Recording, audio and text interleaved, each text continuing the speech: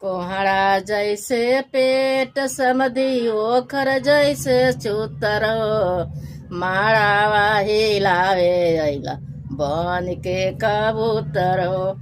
माड़ावा हिलावे अइला बन के कबूतर हो। कोहड़ा जैसे पेट समधी ओखर जैसे चूतर हो। माड़ावा हिलावे अइला बन के कबूतर हो। माड़ावा हिलावे अइला बन के कबूतर हो। उत्तर मुखी चूतर के मड़वा जनी हिलाना जी। मोर बेटी गोर बाड़ी नजर जनी लगाना जी। मोर बेटी गोर बाड़ी नजर मत लगाना जी। रुपया लेबा की पैसा लेबा की गदहा पे चोरी के जइब हो।